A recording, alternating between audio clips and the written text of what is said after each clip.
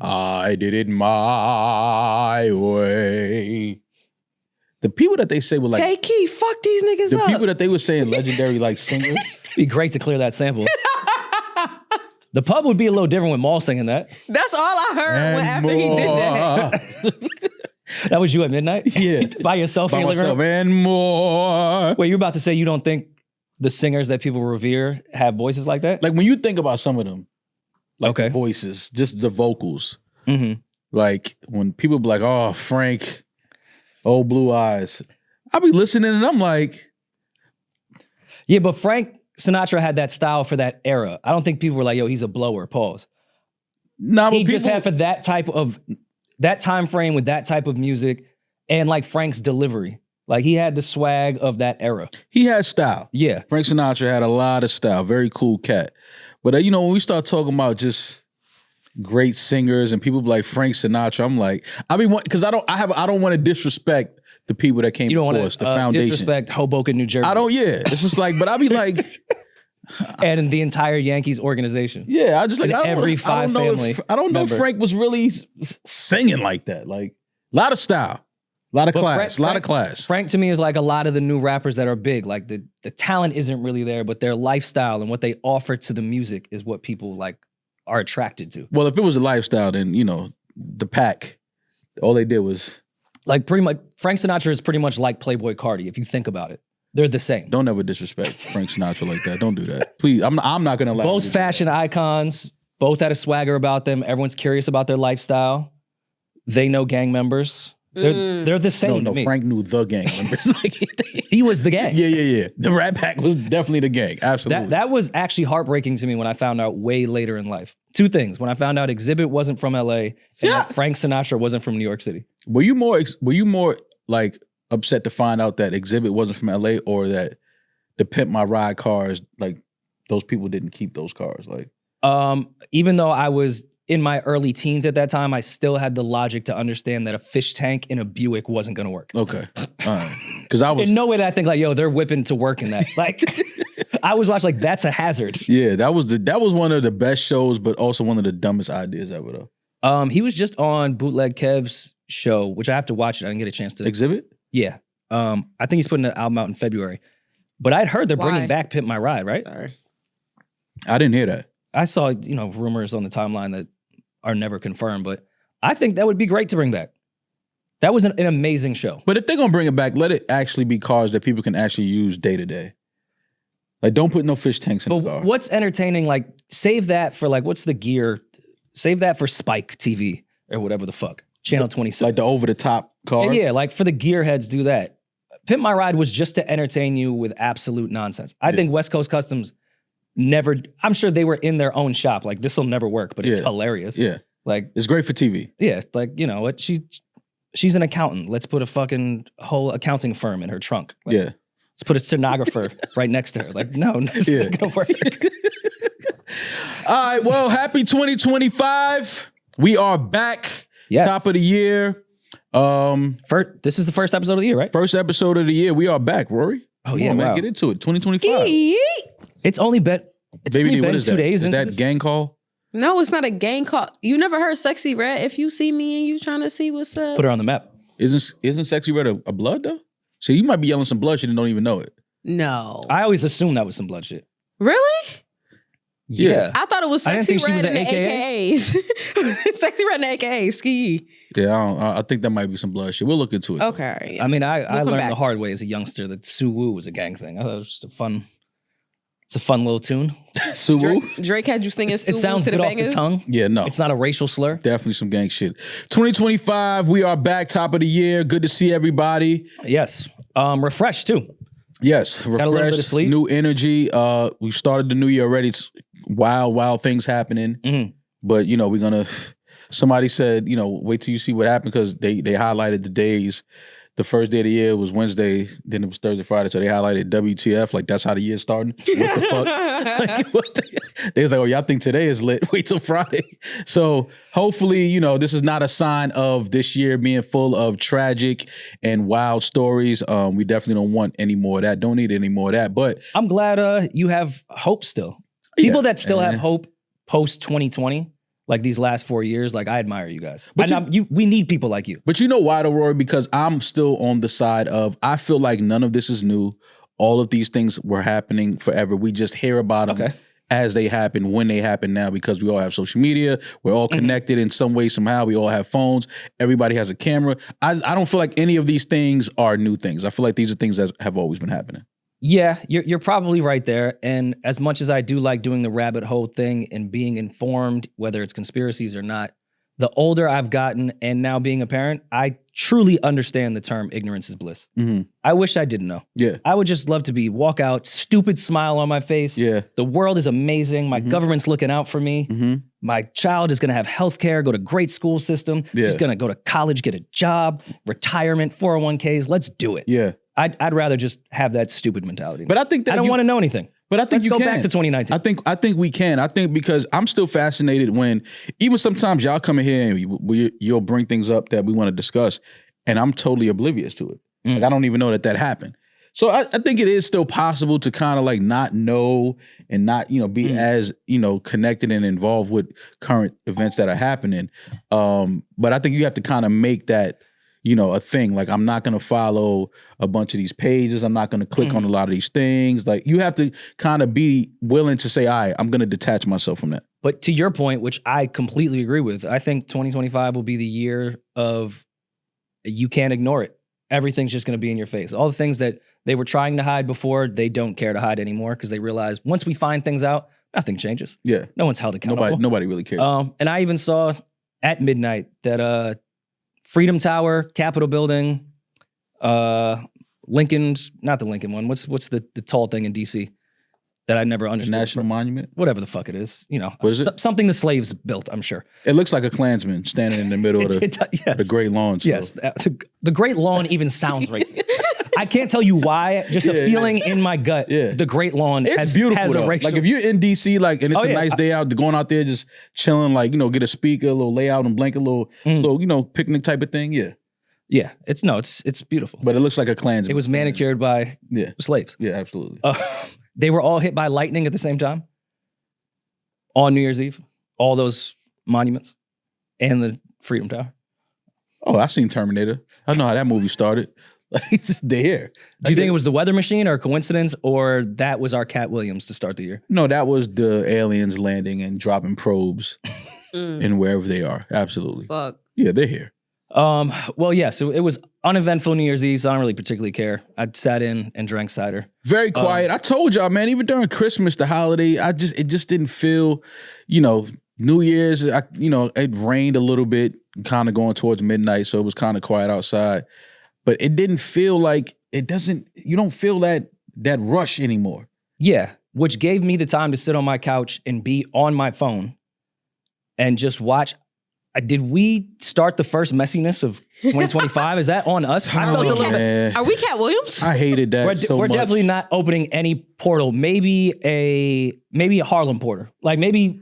Nah, don't bring that to Harlem. Don't bring that to. Maybe we opened the portal from Central Park North into 110th Street. Okay.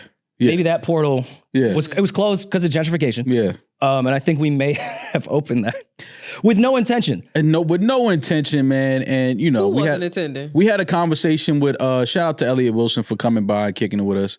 And we had a conversation with him, and he had some things to say about the landscape of media and what's going on, and express some of his, disdain for certain platforms and, certain people. And I thought he was wrong in what he was saying. And, I told him this is why we want to kick your ass, but But we had, I thought, somewhat of a respectful conversation. I even give you some backstory. Like 2 or 3 weeks ago, I was talking with Elliot and he's like, yo, I'll be in the city on the 30th.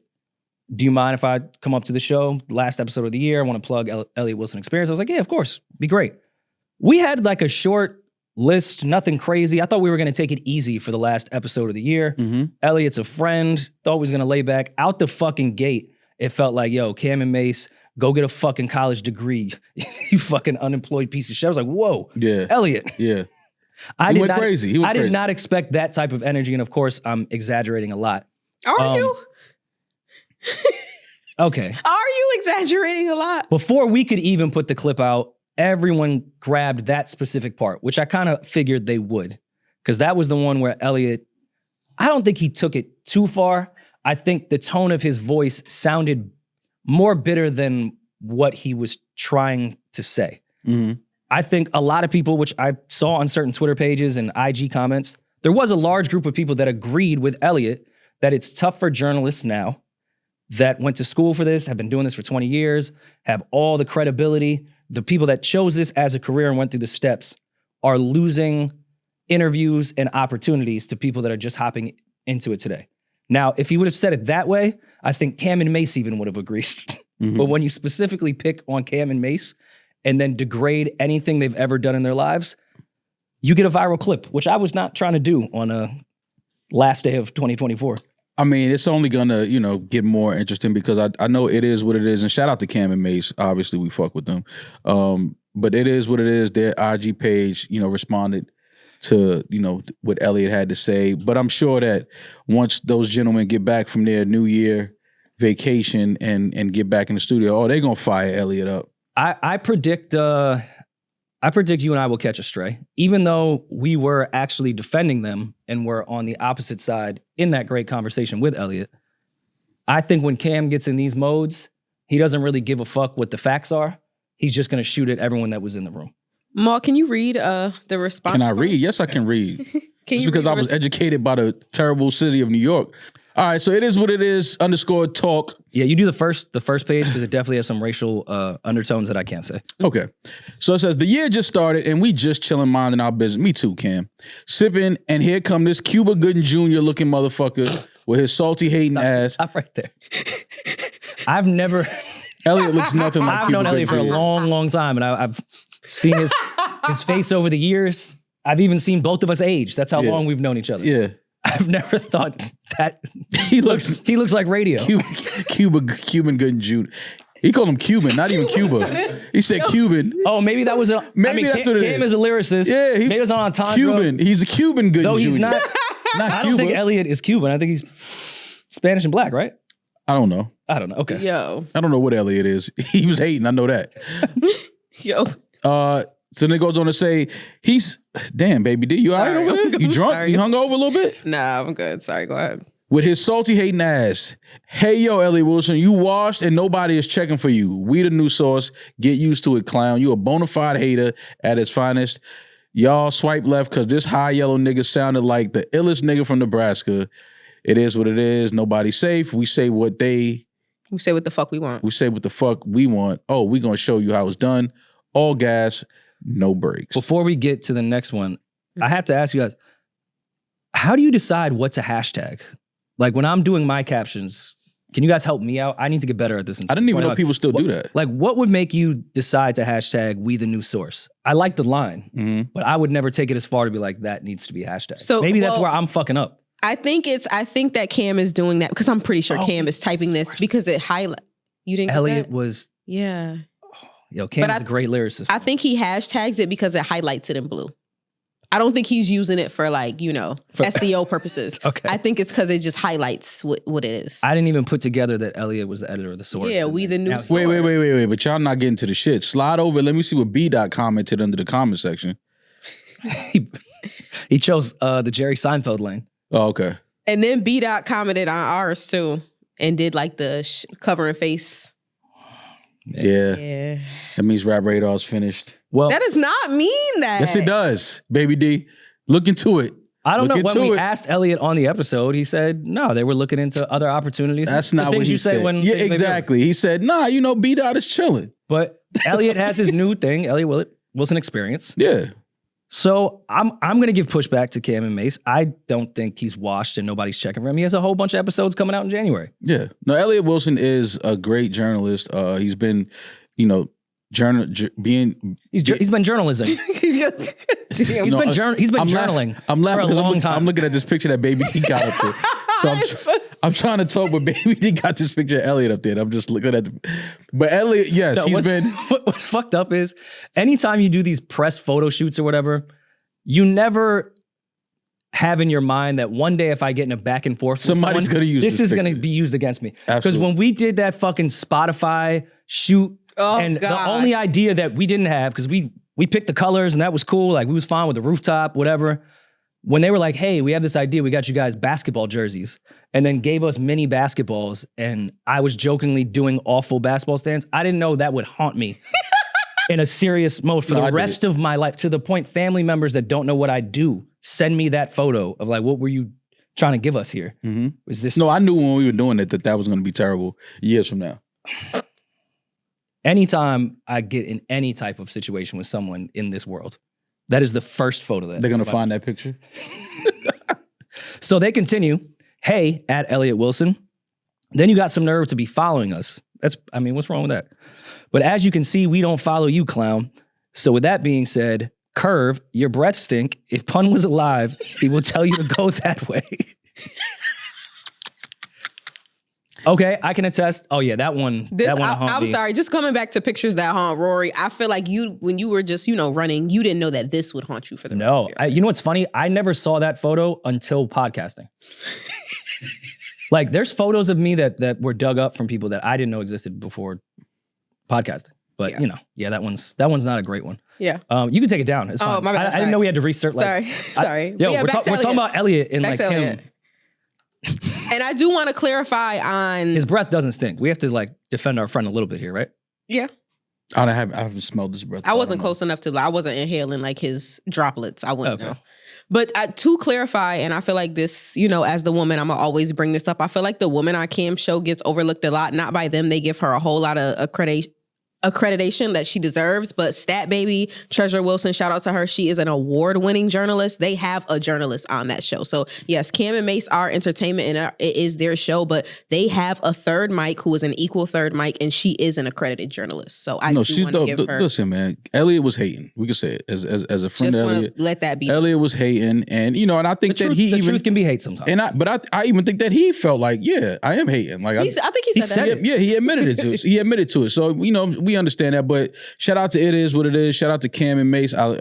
We've expressed it before. I love what they've been able to do. Especially, the most important part to me is them mending their friendship and mending their relationship and able to find, ways to collaborate. Because I do feel like, due to personal things that happen, we missed out on a lot of great Cam and Mase music together. Yeah. Because of, things that were happening, while they were still both actively making music. But I think that, they found a way to give us collaborations, through entertainment still. It is what it is. So shout out to them. We got 2 great diss records from both of them too, though. Yeah, we did. Mase Diplomatic Community was that the name of it? Or Your Diplomat, whatever. That was one of the better diss records, I think, of the last 15 years. Yeah. And Cam's was great too. Mm-hmm. But yeah, Elliot, I can appreciate someone being honest and saying they feel bitter about something, because we're always supposed to be way too fucking cool and like manly and be like, nah, I would never feel bitter about something like that. I like that type of honesty. It can just come across as hating, which it could be. I just think he picked the wrong 2 people. Yeah. Cam and Mase are, especially with their show, way more in the sports lane. Of course, they dabble in other stuff, but that's why I asked him, which we never really got to answer, what interview did Cam and Mase take away? I can see Elliot's issue with certain streamers, but Cam and Mase, that just felt like an odd shot. That's all. Yeah. But it was hating. And Elliot, he admitted to it, so it is. And again, the only podcast I know that does have an accredited journalist on there. Most of us don't. We got Peach. Yeah. There you go. Went to the universe. Photoshop journalist. He's an accredited Photoshop guy. Well, I don't know. I feel like hip hop, and this is a separate conversation that maybe would have been a cool one to have with Elliot eventually. Hip hop is the only space that I've seen within business where someone could be an exec that never went to school or had the connections to be one. Also with radio. A lot of the radio people never went to broadcasting school, don't have a degree in communications, never went through those proper quote unquote steps, and they're the best at it. Why can't that happen in journalism too? Why do we draw the line? Because hip hop, to me, that's what's so great about hip hop behind the scenes. You don't have to go through those stereotypical white American corporate ways to be successful. You have to be talented, driven, etc. Why can't people, if they don't have a journalism degree, be deemed journalists if they're doing the job? So to me, that's more hate coming from hip hop journalists. Like, I get it. You have been doing this for 25 years. Yes, you may have a degree. Yes, you went through the proper channels and you've worked for corporations that deem journalists off a certificate and a diploma, but that don't make you shit in the hip hop world. That's the point of hip hop, that you don't need that. You don't need the rules to be, I guess, validated in what your position is. Well, I think I'm sorry, baby D. I think it goes back to you remember when a lot of actors in Hollywood were upset at like, you know, like artists and rappers getting like roles in like film. Yeah. They were like, oh, you know, I studied Broadway and I did this and I did that. And then you have these rappers coming in and they just get roles in movies and they don't even really know how. And I think it's the same thing with media now. I think a lot of journalists that were, you know, doing this before podcasting became so popular and people had their own shows and things like that. I think that's all this is. I think a lot of journalists, well, in particular, Elliot Wilson, feels like you have people that come in that have these platforms now that, you know, a lot of people listen to, and they're not even real journalists. They don't even, maybe don't fact check certain things that they're talking about. I think if we all just get to the realization that this is all just entertainment. I don't think nobody is watching Cam and Mase looking for educational things, information, informative things, even though they do a great job at it. I think they're looking for guys like Cam and Mase to be funny and addressing certain topics, talking about sports just as you would in barbershops, just as you would, you know, in your home, in your living room with your friends and your peers. Like, they just want people to have funny conversations based around things that are going on. So when you say, oh, you know, they're not journalists, they're not trying to be journalists, though. But I'm not trying to be a journalist. Well, that's why I think they were the wrong target in that situation, because I don't think they're trying to be that either. But they're great at their job. And I think they also do a great job of interviewing and covering sports topics. Like, absolutely, as a journalist would. No, they're not Stephen A. that's been doing this for 40 fucking years and went to Wake Forest for it. And like, cool, but that's also the medium outside of hip hop. That's what it is with content across the board these days. There is no real structure. There is no real rules. So if someone is, I think everyone should fact check if they want to be a journalist. I think you should ask the right questions. You should take it very serious. But shit, I don't know Elliot's even background in that. I know he's a legend in his own right. I don't know if he went to school for it. I just grew up knowing that this is an amazing writer who always asks the questions that I want, gives the reviews I like, gives pushback on stuff. I never once thought, oh, I hope he went to NYU. Right. I don't know.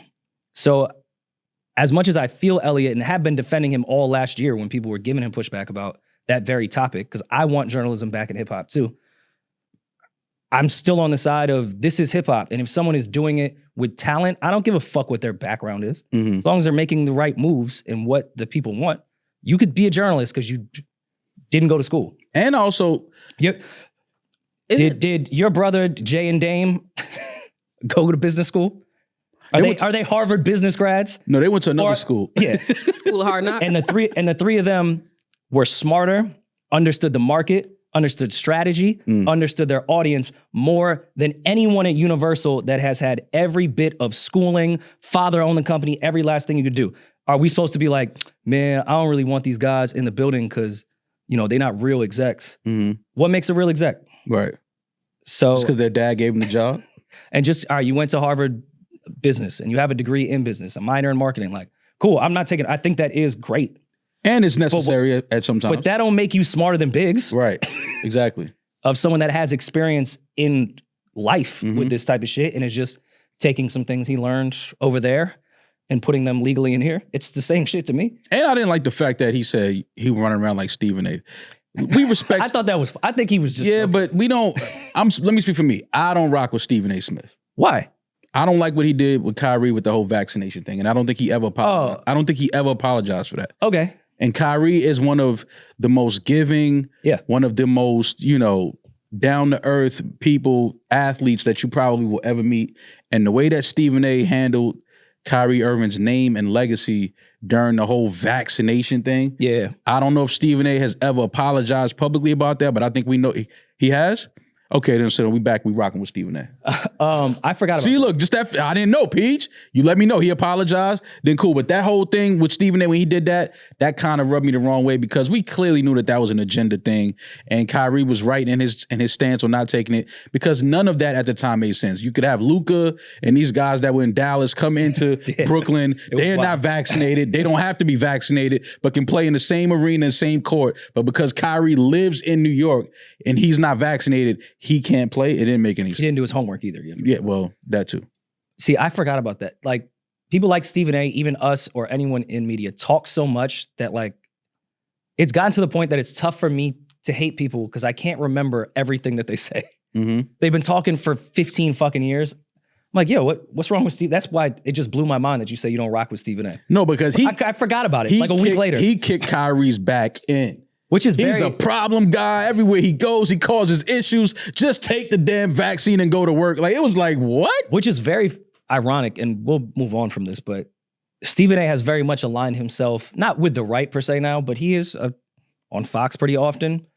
People that were fired from Fox that have other platforms. Nah, Stephen A. look like he coming on this side a little bit. Oh gosh. He little bit he is. Nah, he looked like he rocking with Trump a little bit is all I'm saying.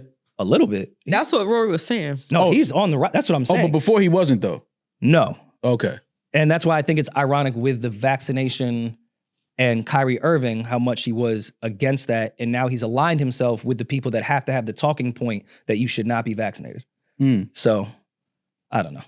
2025, huh? Listen, happy 2025. Did y'all do anything to bring in the year? We kicked it off, baby. What you did for the new year, baby? We kicked it off. We did. We kicked off the You cooked all that food. You ain't sent no pictures, no videos. I didn't record any picture or video. I was supposed to be vlogging. I didn't get a chance to do that. I cooked and I sat down. I had half a glass of champagne at 8 p.m. I was asleep by 12:17. Yeah, I was fighting to make sure I saw the ball drop. Yeah, I was in bed by 12, before 12:30, for sure. You was alone? Yeah. All right. Yeah, I was alone. You having a little New Year's smooch? No. New Year's. Kiss yourself in the mirror? I mean, I do want to have that one New Year's where I go out and kiss a stranger at 12 o'clock. Why a stranger? Because then now you go into February with bum bumps on your mouth. And now you see what I'm saying? Like, now you got stranger bumps on your mouth in February. Well, you don't want to do that. Statistically, if you go through it, yes, like 3 out of 4 people have herpes or some shit. Right. So yeah, I guess there's a high chance. I was saying you're being nuts. But yeah, I guess so. Kiss a stranger at New Year? No. Pop the year off. Get it? No, I don't get it. That's disgusting. But you want to do that, Baby D? I don't know. Like, I want to have like one of those New Year's. I feel like you a hopeless romantic, Baby D. I really am. Me too. Are you? Nobody asked you. Look at me too. Like, I was. So we can You're be seen hopeless together. Romantic? Kind of. He just hopeless. No, you just hopeless. Yeah. You just hopeless. Amongst just put in the word afterwards. Yeah, it's like me. We just don't have hope anymore. Yeah, that's it. No more hope. No. You're not a hopeless romantic to some degree. Like, you don't want that. I'm not saying in 2025, maybe in like 2045. No, I want that. I love the idea of love and relationship and being happy and having fun with your partner and living life and, achieving goals and having a beautiful family. I'm with all of that. But I'm not with the, at midnight kiss a stranger thing. Miss me with that. I'm very much a realist that does understand relationships, unfortunately. Back to I wish ignorance was fucking bliss. Mm-hmm. I know the work it takes for a relationship. But with that, I still want the kissing in the rain moment. Like, I still want to do the midnight thing. Yeah, I like the romantic shit. You can kiss in the rain? Why haven't you done that yet? Because I'm always sick because of Amara. I'm like, I can't bring that. You have to keep your kid away from daycare if everyone's sick. It sucks. You know how much? I paid a whole month of daycare. She didn't even go. I asked for my money back. They left. Yeah, no, you can't. That's not how that works. They didn't care for shit. Yeah, that's not how that works, though. You can't get your money back because your daughter wasn't there. I tried that with the insurance company, too. I said, I didn't crash my car. Yeah, all right. Good luck with that one. But yeah, it was an uneventful night. So you didn't go? Oh no, you was home. No, I was home. He was home. I was home. I have a question for you specifically. Do they still shoot guns off at midnight? Like, is that still a thing? Sorry. We were sitting there, ball dropped, and then in my neighborhood there was a bunch of fireworks, and it was still like pouring. Like, he was like, "Is that fireworks?" I was like, "No, it's the hood.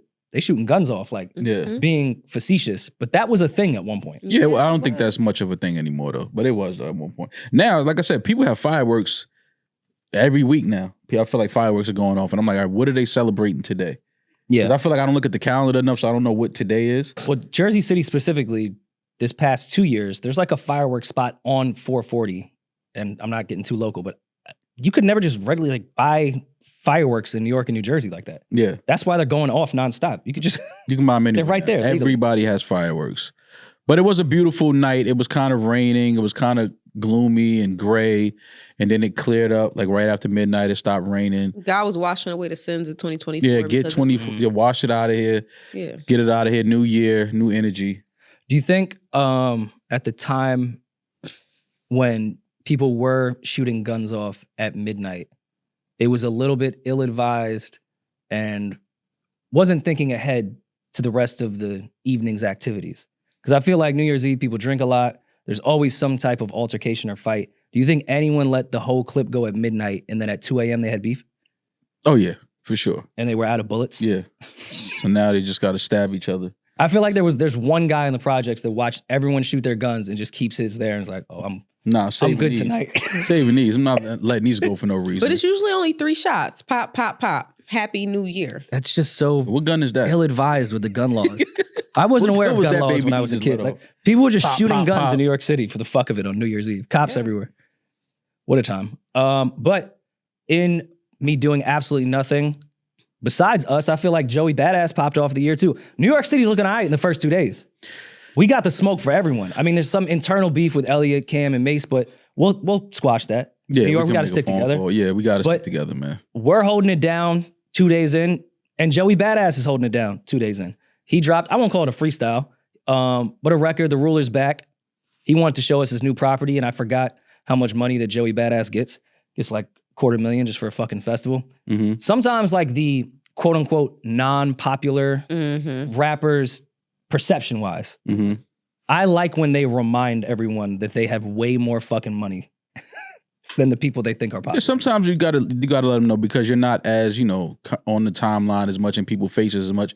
People think that you're not having success and you're not making money because you're just not quote unquote in mainstream. Mhm. Yeah, which I think Joey Badass is mainstream. I don't think you can be on a major show like Raising Canaan and not be considered. But mainstream. also his cult-like following that he has with his music when he Right. tours, especially overseas. Mm-hmm. I like, again, I've never been the stunt money guy, but when these types of guys do it, I think it's necessary to remind the rest of the timeline that it's okay to be the quote-unquote underground guy and Mhm. still make more money than everyone. Still very comfortable.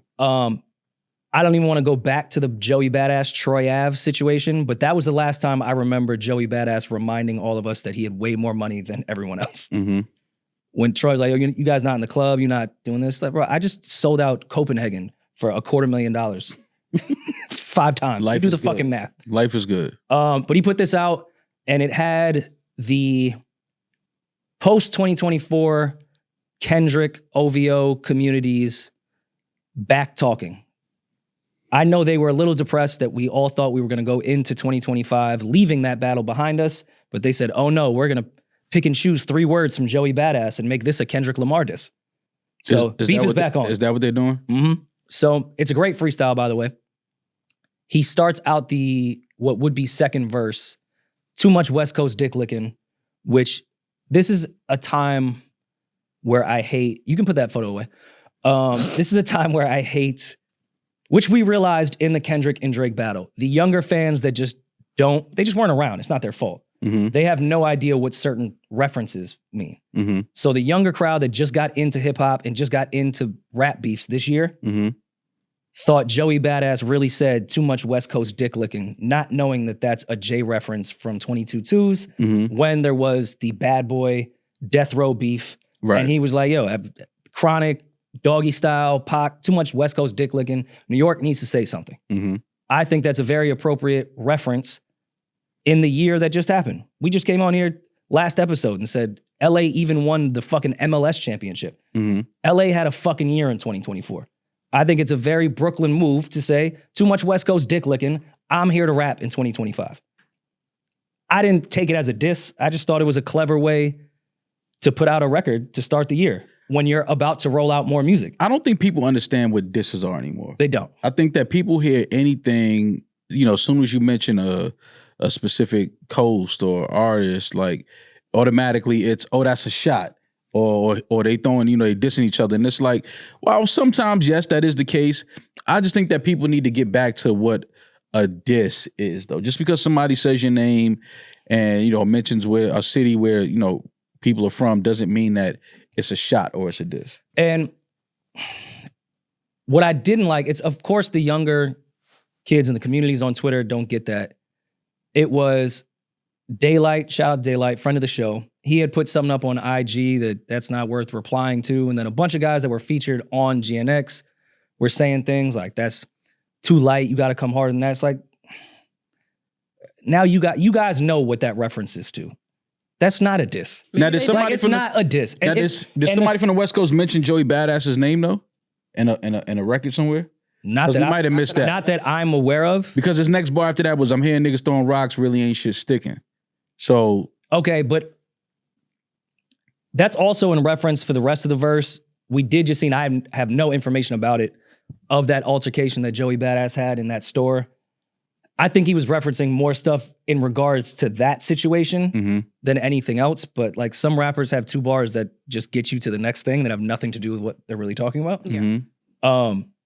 But also, I don't think Joey Badass is scared of any type of back and forth rapping in 2025 whatsoever. So it could have been one of those, it wasn't a diss, but if you guys took it that way, let's go. Yeah, but I'm not. I don't like things like that. I don't like for rap beefs to start by, it wasn't a diss, but if you want to. But that's usually how they all start, no? Outside of ones that come from street shit or direct with fucking the same girl.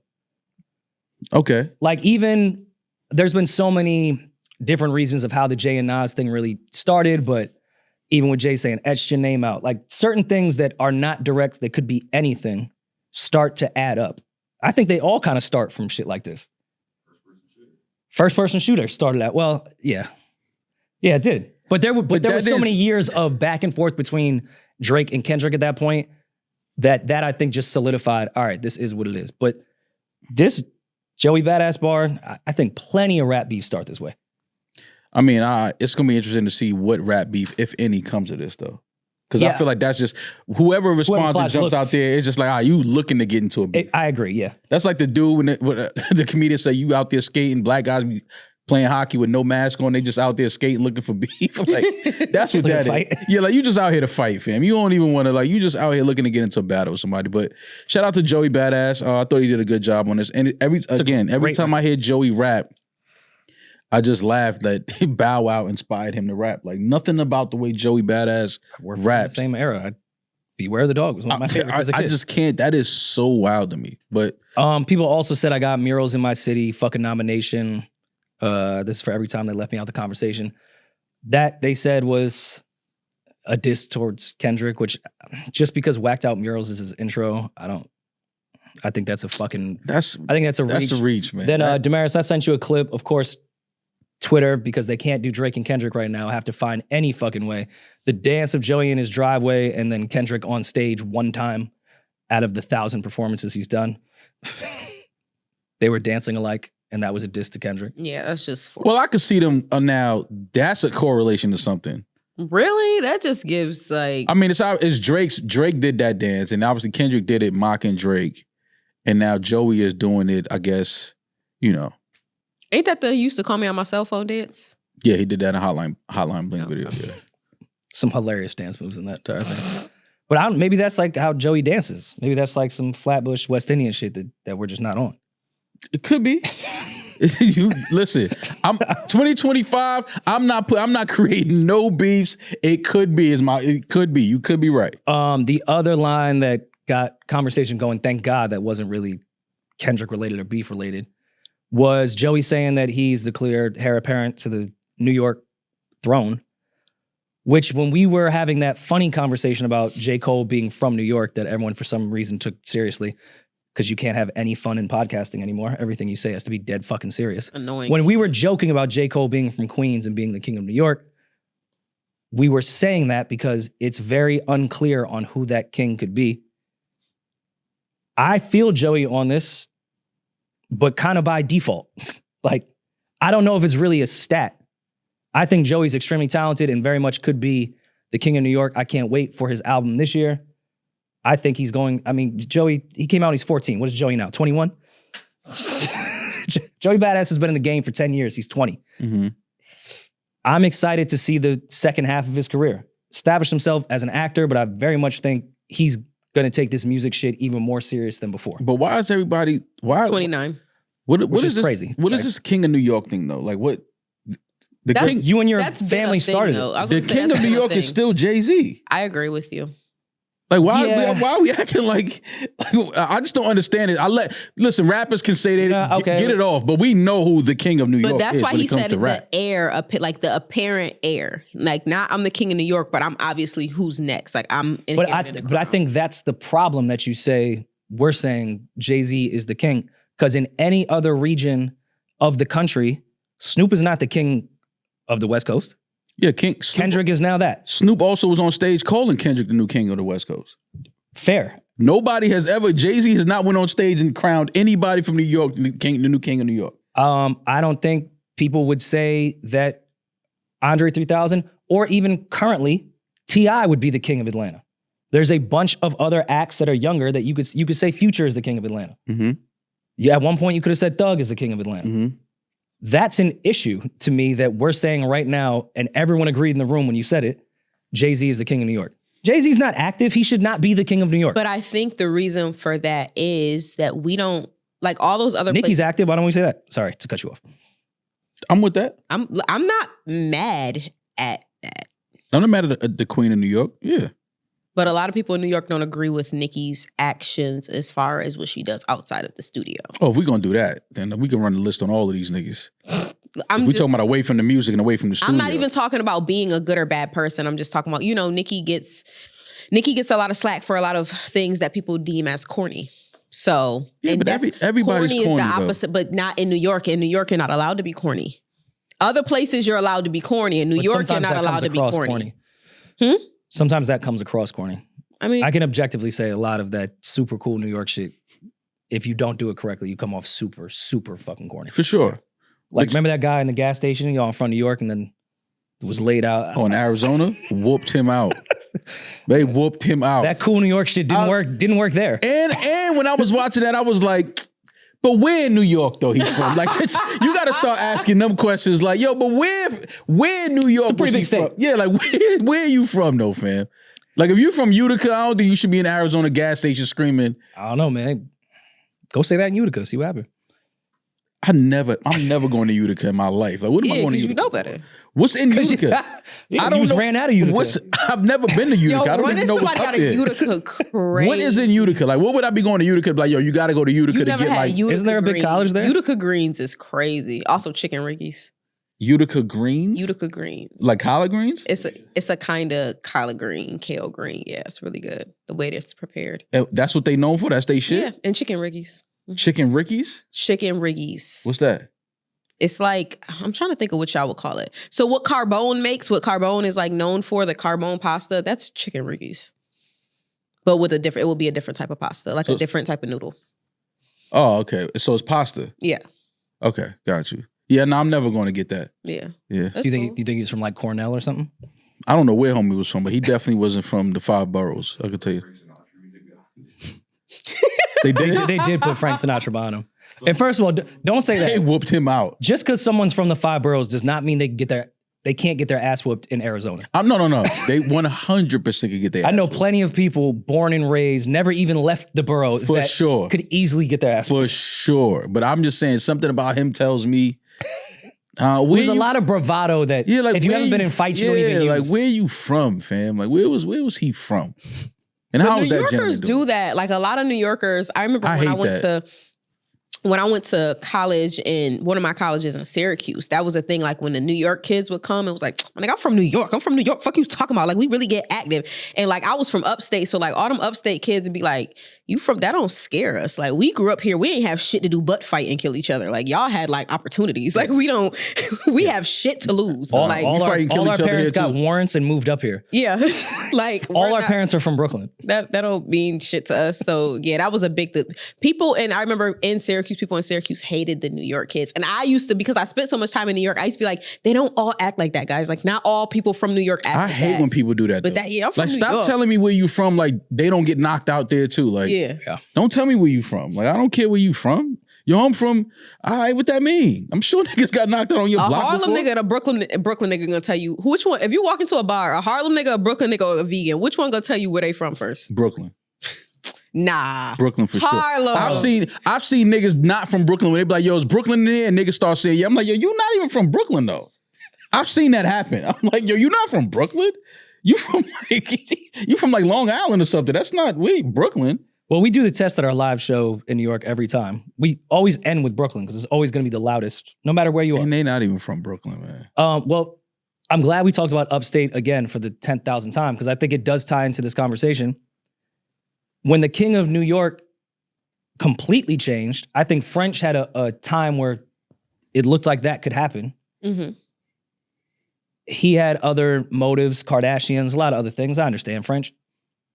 Upstate took over. And the king of New York, to me, was everyone upstate. New York City wasn't doing shit. It was the first time when you said king of New York, all right, does Griselda count in there? Like we're talking 2016, 2017, they were by far the king of New York. But we had never said king of New York not being in the 5 boroughs. See, the thing about that is every one of these people that you're going to bring up, if you ask them who they feel like the king of New York is, they will not say themselves. They're going to all say Jay-Z. Mm-hmm. Still. Okay. Joey Badass, I think, has the talent and lyrical ability, even beat choices, to be the king of New York. I think he needs to make some drastic mainstream moves to take that crown completely and everyone feel comfortable with not having an inactive 55-year-old man that lives in Los Angeles be the king of New York. Yeah, but then tell these, yeah, but that same 55-year-old man that's not active, all of these new guys you want to name and put their hat in the bag as king of New York, none of them have a discography better than his. I agree, but does that make you the king of? I don't think personally, I don't think Future has a better catalog than Outkast. But I am so comfortable. I mean, I don't count because I'm not from Atlanta. But with someone saying Future is the king of Atlanta, without question. New York, we're trash in that way. We had a whole fucking era and then a bunch of cool rappers, great rappers. I've never been the one that said New York was completely dead. I think we had a lot of great new music and a lot of great new rappers, but nobody that ever broke through where we could say this is the king of this area. I think A Boogie was very close. If you go through his discography, I don't think it matches with Fat Joe's, and no one would say Fat Joe was ever the king of New York because it's from a different era, and he had 3 or 4 other people above him from New York at that time. How do you even qualify that king if Jay-Z's not it? Do we go down the line as then become Nas? Like, yeah, why not? Do we do it with eras? I don't understand it because even Kendrick was given that chain from Snoop on stage, I think right after Pimp a Butterfly? Was that before or after Damn? Like, he only had a few projects. That was before Damn at the House of Blues. They did that. So I think that was before Damn. And do you think that was okay to say? I think so. That's not my place because I'm not from LA. I'm not from the West Coast. And if you got guys, but you're a rap fan. But if you got guys like Snoop and Dre, who are obviously are the architects and have a heavy hand in the foundation of West Coast rap, if they're on stage crowning Kendrick the king of LA, who am I to be like, nah, they got it wrong? I can't speak to that. I know, but we're just as a hip hop fan, are you cool with that timeline? And don't worry, everyone listening, this isn't going to be a Kendrick thing. This is just the example. Section 80, Good Kid, Mad City, Pimp a Butterfly, Damn, and where he was at and what he was doing, arena tours, everything. That's enough time to call someone the king of their city? I think it is. Yeah, for sure. Off that so that's what I'm saying. So now take that and put that to New York. What artist that you just named can you say that about? Like you just said with Kendrick, you ran all of those albums down. Nicki. Yeah. That's it. Nicki's the only one I can think. That's what would have to stop for me. If it's not Jay, it would have to be Nicki. But then to me, where I get confused is back to my point before. Now is it just generational? Because at that point, there's like 10 other New York artists that just happen to be in the same era of Jay-Z that have a better catalog and more relevance than the younger artists that have a good run. That king shit just confuses me. I'm on the side of Jay-Z or Nicki. I think Joey Badass definitely has the ability to be that, and I like that he's starting the year off this way. He gonna have to put out material though. You start yelling King of New York shit. All right, show us. Listen, all of y'all can say y'all the king or whatever y'all want, but then I'm gonna say, all right, where's the material at? And then we're gonna start sifting through the material, and then we can get more definitive answers. Like, you can say whatever you want, but we gotta have the catalog, the music, we gotta have the run, we gotta have the consistency, we gotta have all of those things line up to support you saying you're the king or queen of the city that you're from. Yeah. And we've had the convo that I don't think I brought that up a few months ago of why Nicki is never viewed as someone from New York, even though she is the epitome and definition of New York. She doesn't get that, and I think it's maybe a woman thing. But I don't know. I mean, we've had times where it looks like certain artists and movements were that. Outside of Boogie, I think the ASAP crew and Rocky felt like it was a moment at that time. But for some reason, everyone finds different interests. And maybe that is a New York thing. They find interest in other shit and move on from just the music shit that doesn't solidify them on the music side to be the king at all. But you got to have a certain reign of dominance, though. I don't think none of these artists that we've named outside of, obviously, the Nicki and Jay, as far as New York, I don't think any of them had a reign of dominance. No. You know what I mean? Like, that's the thing. You could be hot for a summer. You could have a mixtape, a record. You know, that's cool. Shout out. I love it. But when you start talking about king, it's like, all right, where did you dominate? Where did you know what I mean? Show me your run. Where it was like, it had to run, everything had to run through you when it came to New York music and New York rap. Like that, you have to be able to show me that. Jay can show you that. Nicki can show you that. Nas can show you that. Well, okay, so I hear you, but if that's the case, we might not ever have another King of New York, because I feel like there's just such an abundance of artists now that everything don't gotta run through one person, because there's so many different types of rap and so many rappers. Yeah, but they're all doing so many different things and mixing genres. But who's dominating? But that's the thing. Nobody's dominating because there is such a wide array of music. There aren't 3 artists that are like battling for top 1, 2, and 3 anymore. There's a million artists who are all in their different sorts of lanes and mixing And a lot genres. of that shit is trash. A lot of it, but not all of it. Y'all, Not all of it. It's not even I'm not saying all of it, but a lot of it is trash. This is just an actual fact. If you look at numbers, they're not making music that would sustain a long career. The type of music that they're making does not lend you a 10-year career. They're going off trends and sounds that have no longevity. They just move on to the next sound, which someone else before them was already doing. They were onto it first, and they go on to that artist. I think I like to deal with actual facts and not I always hated the if Big didn't die, Jay wouldn't be that. I hate that conversation. I try to deal with what's true. With that said, Pop Smoke, I think, was on the way to possibly being that new young king of New York. That's possible, but even with the type of music that, and this is no hate to Pop, because I love Pop.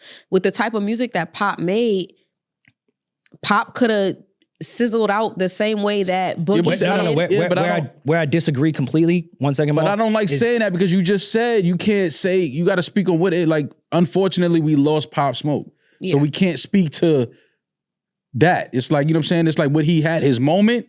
Yeah. Oh, he looked great out there. He was a star. But why I brought it up is actually the opposite of what Demaris said. When he had put out the Shoot for the Moon, Aim for the Stars album, that was like right after he passed, but that was the one he was working on. There was still drill elements in it and what we knew from Welcome to the Party and everything. His sound was way more broad on that. There was a lot of different sounds on that. And I'm not sure. It sounded like Pop was getting out of this is my Brooklyn drill Crip shit, and I'm going to make real music. I love that. And I'm not sure if that album he did or he didn't, but I think I saw somewhere 50 was speaking that I think he had kind of put him under his wing and was helping him with his music and stuff. So that might have been a result of 50 being closer to him and him, creating music and things like that. I forgot who 50 was talking to. He was saying the first time Pop Smoke came to his office, sorry, I need water. He was just, giving him typical OG game, whatever. And he's like, he was sitting there on his phone and like, I thought he was disinterested in what I was saying. I thought it was rude as fuck. Then he got up and Pop Smoke was writing down everything that 50 was saying. He thought he was just sitting there like, yo, all right, cool. Literally just typing every single word. Yeah. I think Pop would have been one of those ones for sure. He definitely had that star power for sure. Him do it. Well, I don't know why we're spinning our wheels trying to figure out who the king of New York is when we could just ask the hip hop historian. Who is that? King of this entire thing. LeBron James. I was just talking about Elliot Wilson. Yo. Elliot didn't invent the deluxe. Did he? You sure? Hopefully LeBron is A&R in this Joey Badass album. That's how we know we'll get an actual classic out of it. Well, happy birthday to LeBron James. He celebrated a birthday a few days ago. 40 years old. One of the most incredible athletes we've ever seen. And A&Rs. One of the most incredible A&Rs. He's only 40. He's younger than you. LeBron, yeah. Oh. Mm-hmm. A lot of athletes are like young. They just retire early because it takes a toll on your body. Yeah. Yeah. Mm-hmm. Most athletes are not old for life. They're just old for like the field or the court. No, I mean, I don't know. I don't know why I thought LeBron was older. Maybe it's just, I think it's because he must have had his son like semi-young.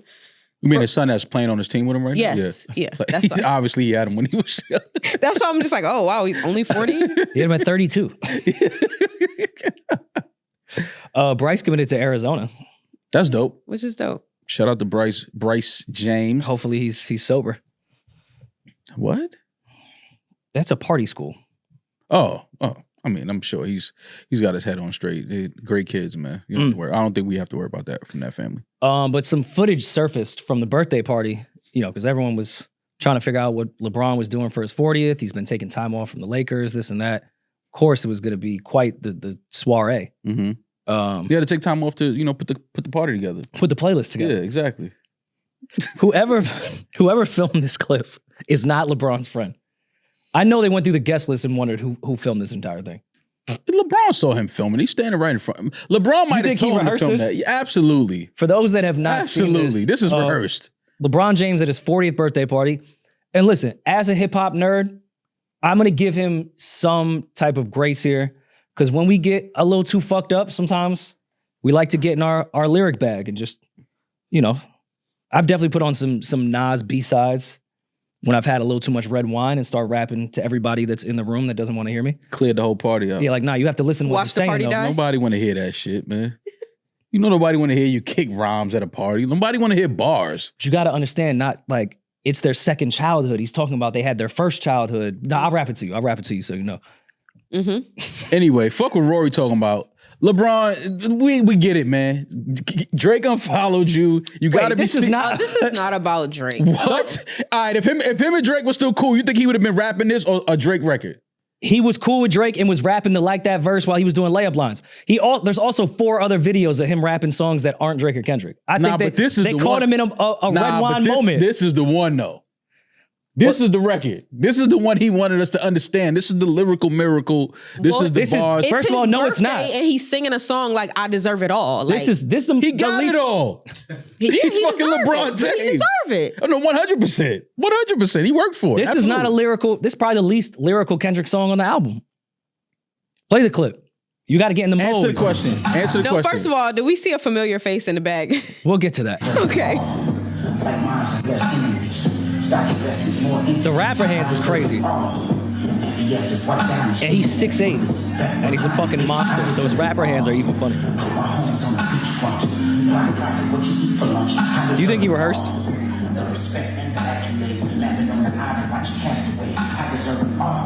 That's his shit. I think that's is that his Savannah. wife doing TikTok dances next to it? I think that's Savannah probably making fun of him. She's caught him like in the bathroom before steam, everything with this on the beats pill. That's not his first time doing this or this. But could I ask you a question? Do you think that if Drake didn't unfollow him, that he would have been rapping a Drake song right there? I think no. No, you don't think so? Okay. Because he was rapping when y'all be lying to yourself. I'm gonna let y'all do that. All 2025. All 2025, I'm letting niggas lie to themselves. It's not that we're lying to ourselves. I promise you that it never even crossed my mind that if Drake unfollowed LeBron, would LeBron rap a Kendrick song? Never even entered my mind because I don't care. So when you seen this clip, you didn't think that? No, I saw my friend Raven right behind him and immediately texted her, "You don't think LeBron deserves it all?" ?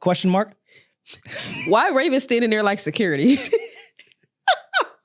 Put her hands behind her back. Girl, you standing in front of the wrong angle. Stop this nigga from recording. Like this probably towards the end of the night and people were probably dancing. It was upbeat music. Things were clearing out. And then you just see like your man's behind you drunk as fuck rapping a deep cut. Like I do that with like DMX or Beanie Siegel. At that point, everyone knows they should probably leave my house. I know Raven was looking around like, yo, now? Yeah. Y'all ready now? I call it Uber now. This looks like the party was pretty much over though. 100%. Yeah. You think they was playing this at the peak? I mean, they might have. We might get a clip of them playing this with a packed house. Does he request it? The DJ's not playing that record. Now, can we agree to that? Yeah, no. Can we agree that this was a But request? that's why I think that's really LeBron's song because he requested. Like you could tell by the way he rapping and he feel that shit. He really think he deserve it all for real. Like he 40th, and he does. LeBron self-reflection. He definitely worked for it. You know, had kept a spotless career. Never had any crazy things in the headlines. Like we don't speak about that enough. As great as a player as LeBron is, we don't speak to the fact that he's been able to. Well, he does deserve it all, but the fact that he's been able to stay clear of like, you know, the crazy shit that follows athletes and happens to athletes, especially high-profile athletes during their career. He never had any, you know, negative things in the news about him. So LeBron is the quintessential, you know, profile athlete that's just been able to knock down all stereotypes and just have an illustrious career. And this is how you do it at your birthday party or any other time. You just invite your wife. There's red wine, and you rap. Keep everybody away from you? Not one hoe wants to be at that party. No twerking, no nothing. Just we gonna sip wine and listen to Kendrick all night. Did y'all ever have that friend in like either high school or in your 20s that would just get into this mode when they were drunk? Yeah. Like they get a hold of the auxiliary chorus, like, fam, we're not even on that type of time. Like I get you feel this shit in your soul, but we don't. They clear the party up. That's when you stop inviting that person.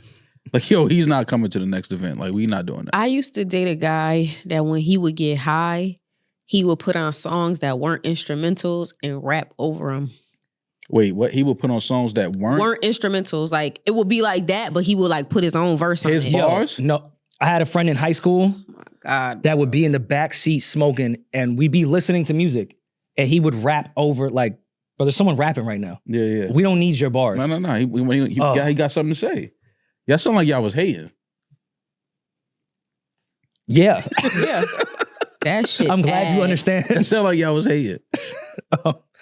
No, we've all had that friend. I feel LeBron though. You 40. You Can't want to handle liquor the same way. I understand. And then that's when your wife has to come in and make sure you don't embarrass yourself too much. Like take the wine from you. This ain't the time. I get it. No, you don't. I do. I understand it. I mean, listen, LeBron is 40 now, man. You party different when you're 40, man. I'm surprised he's still having birthday parties. What would be, let's go around the room. In this moment, you're 40th, you're trying to clear the party out, you're in that mode. You're in the, I want to rap. I want to feel like I'm in the music video. But it has to be a dark, deep cut, like Man in the Garden. It can't be all about the Benjamins. For me? Yeah. What would the record be?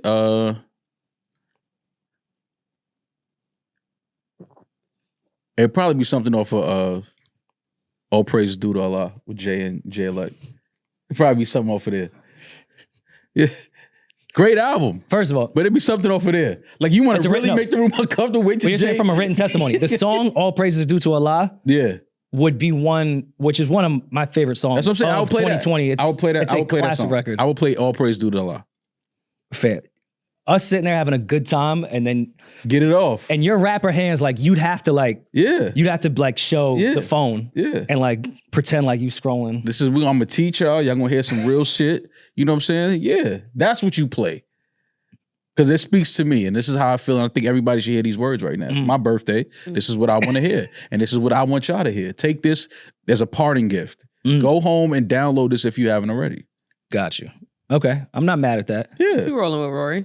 I have a few. I think the obvious is something like off Doechie's album for sure. Me doing Denial as a River? Yeah, definitely. I relate to that song, and I think it's a great record. I was saying Beans, I could feel it. There's a few DMX records, but my sleeper in this would be Nas Smoking. Because when I was in high school, when I would get in that mode, this would be the one. Like I could rap every word to that and edit the N words. I could clear a party out easy. I'd rap in people's faces when Nas was adding math up. Like 100%. And giving you knowledge about like Jesus and who he was. Okay. And then he gives you like the whole. Thank you for that. He gives you the whole layout of like how to put a crew together. Yes. Like I would. Thank you. I would go around the party. We got it. Thank you. Great job. What baby, do you? It would probably be Fab, I'm Raw, or Biggie and Lil Kim, Another Bitch. I'm trying to think of what. We said dark B-sides. Yeah, like what's up with you? Dark? Like you gotta be. That's you not think Man dark. of the Garden was? That's not dark, bro. I Deserve It All. That's the dark to you tones. niggas? I know it's a Like- Sound like positive some message, but depressed it's nigga rapping in his mirror. it's a To me, that's what it sounds Oh, like. see, I would be on like, okay, well then, I mean, Oh, I wish we could actually play music. What's that one Fab Ordinary record? Love Shit 4 probably. If y'all want me to get dark and depressed. What's that one Fab record where like someone dies in every verse? Breathe. All right, I'm out. What, man? Yo. Oh, I think he's telling him to breathe. Them niggas is When he dead. goes uptown to cop work and then his That's every Fab record. unfortunately the plug dies, like he didn't even see it coming. And then like the girl Sir, you're a he- drug dealer. Like that's part of like what you do. That comes with it. and then like a girl that he liked was like also involved with another drug dealer and then she died. It's one of those sad That sounds like every Fab record. Oh, this one. Will we get flagged? What is it called? Can you hear me? This is what Demaris be rapping at the party. Probably. Singing this shit too. Oh, I haven't heard that song in so long. What happened to this young lady? Where's she at? Who did they credit on this? This doesn't have a feature. Even Charlie Murphy got a feature on this album. But that young lady didn't? No, that's like one of those hood singers that was probably on a bunch of records and we never talked knew. about it before. I love that era Yeah. of just going to get the girl from your hood that got a decent voice Mhm. and just telling her to get in the booth and laying a hook. Miss that era. Paying her in gum. I miss that era. Paying in a cab home. Right. No pub. For lunch and Uber back home. That's it. All right, so you can't pick Big and Lil Kim. You could pick Big like Suicidal Thoughts if you want. I guess. I don't know. I can't really think of no depressing music that I would rap on my Baby, who's your birthday. favorite rapper? I've had to change them all, but Why did you have to outside of change J. them? Cole, because a lot of my favorite rappers are abusers. J. Cole and who I listen to the most is all female rappers and J. Cole. And I listen to Drake a lot. Or I used to listen to Drake a lot. Other than that, I had to switch it up. Okay. Fab was one of my favorite rappers, so I was about to say, I could see you being a Fab. I was a huge Fab. I don't really trust a girl that's at least from my era of age that didn't like Fab. I can't Yeah. trust her. Most That's girls- weird if she didn't like Fab. Most girls in the like early 2000s, 2010s, they was Fab. Yeah, Soul Tape was like my era of like growing up and like dating, like finally date. Oh my Lord. Whew, I heard Fab subs is I used trying to to get off. I heard he's trying to push the soul tapes on DSPs, but the sampling of so many Yeah, that's a records lot of is a sampling. problem. Yeah, because a lot of stuff we've seen with like So Far Gone and like other mixtapes that have ended up on there, they were rapping over rappers they know beats. Mm-hmm. That Soul Tape shit, good fucking luck, bro. Yeah. Like That's such those an estates amazing, are not. amazing series though. Soul Yeah. tape. I think I it's fuck one of with the him on best DSPs. mixtape series, period. I was happy It's up that he there. put There's No Competition on Yeah. DSPs. Ting stuff is great. Again, because he was rapping over beats of rappers that he knows and Mhm. similar labels. Like Mhm. Soul Tape, fuck putting it on DSPs, just do another one. Oh no, I mean, Like- listen, I'm definitely with that. But even if doing another one, like I want to see those these DSPs. Sometimes they could really just mess up like the listening experience of some of your favorite artists. Mhm. Like Yeah. with all of these, loopholes and clearances issues. Just let us hear the music, man. Like work that shit out on some other. We don't need to know when y'all work that out. We shouldn't know like, okay, they cleared it. That's why it's up here. Like it should always be available when we want to hear it. And y'all deal with that shit on the other end. You saying that because it ain't you fighting for pub. That's why you talking Yeah, about. but when we talk about clearing like it's just like y'all either gonna get it cleared or y'all not, right? But I mean, we should still be able to go to iTunes, Spotify, wherever, and listen to the record. Like, I mean, just maybe not get paid from it. However, they could trick the streams. Like, just don't count those because I don't know, but we should be able to still listen to that music on those platforms. Is all I'm saying. I mean, I'm glad I was that iTunes kid. I still have all the Soul Tapes. I have everything from the mixtape era I have in my iTunes and connects to my phone. Like if I'm in the car, I can access my iTunes from 2010 and have everything. Wow, So that's nice. I'm glad I was that nerd that made sure he downloaded everything before. Remember streaming it. iPods? Of course. I still have a few. I lost my iPod that had all of that on there. I was heartbroken. iPod Touch. My iPod Touch went crazy. I was so sick. I lost that iPod. Oh my, that was some shit on there. The shuffles were the funniest ones. The You just, iPod you just shuffles? guessing what you had. I got 10,000 songs. You think I'm getting a fucking shuffle? iPod was the in my opinion, the best era of not the music that was out, but just as a consumer. Yeah. I loved being able to just take my I also like the phone, and I don't need two things, but The iPod was it. plugging that shit into the tape deck, best moments of my life. I feel like that. I feel like Apple needs to bring a new iPod back. For what though? Because I feel like we need something just for our music. But what sense does that make? You would carry it just for your music? You could still, because you got to carry your phone regardless. No, leave it in your car, leave it in, you know what I mean? Like just, but I feel like we need that though. We need just that, the music. That this is all of my music right here. But we don't need it because you have it in your phone. Yeah, but I feel like it's still not. I have Apple Music here, and it says Apple Music or library. Go to my library, and I got all my shit. You think I don't know how to do that? I was just showing you. Yeah, like you don't need tech another. Nah, man, Geek we need the iPod. We need a new iPod. Give us a new iPod. Because then like you can see the little thing on there, and it's like give us the, you know what I mean? Like, and I can still have my phone if I want to be like, I don't want to mix the two. I like being able to compartmentalize my music, my entertainment. When she says, yo, can I see your phone? I want to put something on. Now she has access to your text messages. If it was an iPod, I don't care about that. But that is you could just for those that go through that, that's genius though. But I don't go through that. Well, I mean, I would buy an iPod if they still worked, just for nostalgic purposes. That's what I'm saying. Give us a new iPod, Apple. I'm sure the old ones still work, no? No, they still work, but I'm just saying we need with the technology they have now, like what dirt did Bono have on Steve Jobs? They were the only group that ever got their own iPod that we all wanted. It was the black iPod with the red circle. Mm-hmm. It was in the What We Do video. Mm-hmm. They were the only group that when you bought an iPod, there was a U2 album on it. And then when you got an iPhone, there was a U2.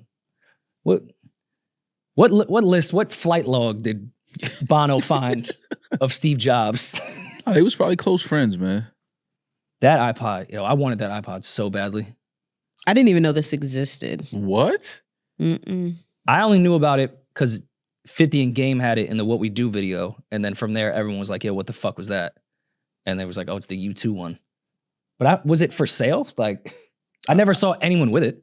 I don't know if it was for sale. I think, was it for sale?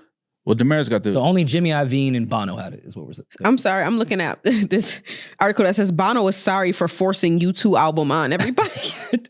Bro, I tried everything to get that shit off of there. They definitely forced that album on us. What's funny is like... I still don't think I ever listened to it. I never did, and I wasn't like a U2 hater. My dad liked U2, Irish, the whole thing. I still have no idea one song. It was always in my hand. Never listened to it. Well, you guys can get them on eBay. The U2 iPod? Yeah, you can get it on eBay. Oh, that's dope. Rory said I probably won't, but I can't wait till next week and Maul just walks in with a U2 iPod. And then the headphones that go around your ear like this in the back. Exactly. And then you're going to be like, yo, I'm about to order one. I'm like, see, I told you, fire. Oh, those headphones were the worst on the bus or the train. Like you couldn't even put your head back. I never They had the big, It was either the regular wire ones or AirPods. I never did the wrap around the back of head. I'm saying with my Walkman and shit. I'm surprised you guys don't have like, well, you're probably past that age group. The new iPhone headphones, the big shits. I don't know. They spoiled me with the AirPods. That's just too much going on in my head. I don't even like wearing hats. And I don't like to like be outside listening to music and stuff, and I can't hear like the world I'm in. Like I need to know what's going on on the sidewalk I'm walking on. Yeah, that's why. Like if everybody starts screaming behind me, running because somebody's on the sidewalk with a knife stabbing random, and I'm just walking down the block listening, I need to know what's going on behind me. With those big air, like you can't hear nothing. It literally drowns everything out around. And they don't have the transparency setting the same way they do with the AirPods. I'm sure they do. But even with AirPods, I only walk with one AirPod in. I can't have both in. Yeah. Never two. Only time I have two AirPods on is I'm on a flight. Because you got to hear the bad bitches walking in. No, I don't need to hear what this flight attendant is saying. If this shit start going down, this seatbelt is not saving me, man. Get out the way. Wait, so when they're doing the safety thing in the video, you don't stop what you're doing to watch? Get the fuck and refresh yourself on to that shit. I do when I'm in the exit. When I'm in the exit y'all know my style. I'm asleep. I'm already asleep. I don't give a fuck. When I'm in the exit seat, I do listen like, okay, because then it's my job to save other people, and I want to die a hero. You feel me? Demaris.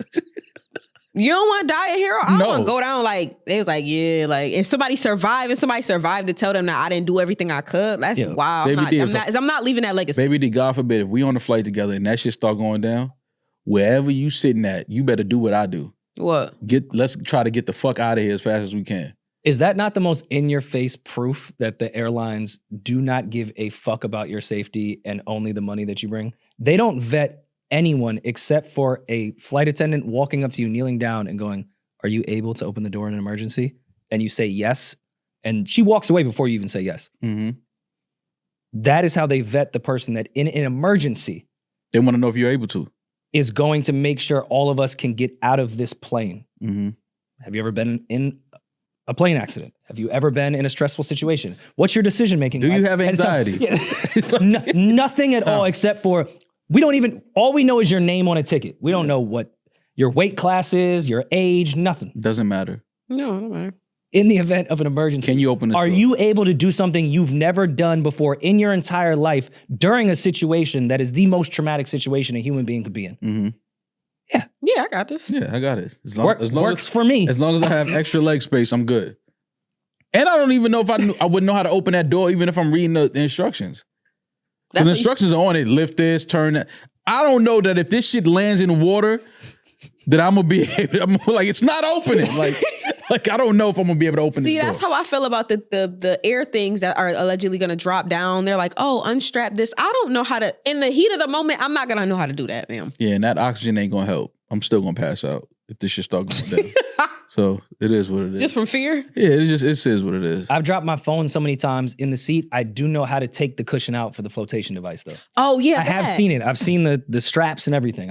I'd be cool like jumping off the wing. Wait, you dropped your phone in between the seat? A million times. At one point, and I'm not trying to big league you guys in here. One time when I was flying first class, they had to bring a maintenance guy to unscrew the actual layback seat. Mm-hmm. Yeah. Oh, that would happen to you. And only to Rory. Yeah, but Rory's like, I'm sorry, but like my phone, like I have to get my phone, like I'm really sorry. Well, yeah. I fell asleep and it fell down there, and when we landed, I was like, my phone is definitely down there. Damn. So what? I'm not going to get my phone? Take the seat out. Rory standing at the gate waiting for them to come bring him his phone. What's more important for the maintenance guy to do? Check to make sure the engine screws are there, or take a whole layback seat? Naturally, your phone is more important. Well, I guess this is a weird transition into tragedies. Prayers to everyone in New Orleans over, was it New Year's Day or New Year's Eve? New Year's Day. New Year's Day. Somebody took a truck and drove extremely fast all the way through Bourbon Street and hit a lot of people, injured a bunch, killed a few. Prayers to families and the victims. At the exact same time in Vegas, there was a Tesla truck that was parked outside Trump's hotel, lit on fire. There were no victims in Vegas, though, correct? Yeah, somebody died. Somebody did. I believe one person died and a few others were injured. There was somebody in the car, I believe. Awful. Prayers to all the victims and all the people that were injured, as well as their families. It's been reported, which who the fuck knows, that there was an ISIS flag on this pickup truck that was plowing through Bourbon Street, and that gentleman and the gentleman that set up the thing in Vegas were at the same army base together at the exact same time. I am not here to disrespect any victims, but this is a whole bunch of crock of fucking shit. But they did both rent those cars from Toro. Something there. I'm just saying, there's some type of connection there, Rory. This, again, I'm not saying this is some Alex Jones, Sandy Hook, no one died. I think people were really, really harmed and killed in this fucked up situation. This is 1000% a fucking ploy within our own government. The ISIS flag. Get the fuck out of here. Yeah. Get the fuck out of here. And first of all, ISIS was funded and created by Israel and the United States. So yeah, if they did have an ISIS flag, that does actually check out. Because I think this is 1000% from us. Without question. I'm with you on that. Popping the whole year off with more bullshit to try to distract us. I know what you guys are trying to do in Iran, everything that's happened with Israel. Oh God, no, ISIS is back in the States. I know, because we fund them. Right. They're here. They've been here. You going off. At this point, it's like, it's just stupid. It's super offensive of like how much in our face this shit is. Of killing our own citizens just for your own fucking energy in the Middle East. Yeah. So, I mean, I didn't want to be that guy, but in 2025, I'm sorry for all the... Call it what it is. The political science majors that end up in our communities and call me full of shit. Cool. I'm fine with it. I'm going to continue to call out what I actually see. with the limited knowledge that I do have. If it's so obvious to an idiot like me, then that is a problem. Right. No, I don't think this is some guy that was part of ISIS that went through Texas from Mexico and then ran through New Orleans and killed a bunch of people, ironically with the ISIS flag. Right. But either way, we do want to say prayers and condolences to everybody that lives was lost, families that were affected by these events. It's all just mini Bay of Pigs, SS Maddox. Like, I know this is just making us all feel comfortable as a society for all the bullshit we're about to do in the Middle East. Right. Like, well, you see what ISIS is doing. Like, we can't even get we can't get a hurricane in New Orleans anymore. Right. The Super Bowl's there. I'm terrified. What are we going to do? Right. Holy shit. No, I get it. I'm with you on that. They're trying to ruin the NFL. I'm with you on that. And also at Missouri nightclub in Queens, there was a shooting New Year's Day as well. New Year's night. 11 people injured. Prayers to everyone. I hate to say that is a little too common at Missouri. No, that place has been shot. I didn't even know it was still open.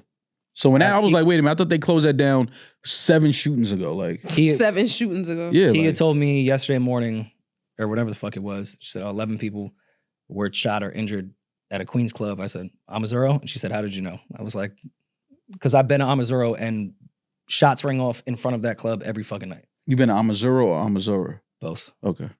Depends if it's a male or female. Got you. I thought it was odd that they brought them to a Long Island hospital when Jamaica Hospital is walking distance and has the biggest trauma unit, but that's a different tinfoil hat. Anyways, do we have voicemails? Yeah. You've got mail. Hey, Rory and Mal. Hey, everyone. So I've been dating this guy for about 8 months, and he has 2 kids. And so I met his kids for the first time last month.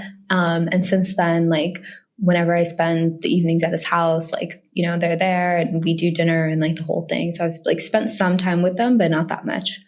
And so one of his kids, the older one, his daughter, I just really like relate to her. Like, I see a lot of my childhood self in her, like a lot of the way she's just like anxious about things, just like a lot of small quirks that she has. Like I get them, like, because I have those quirks too. And my boyfriend, he doesn't understand it at all. Like, she frustrates him so much. He just doesn't have that personality type.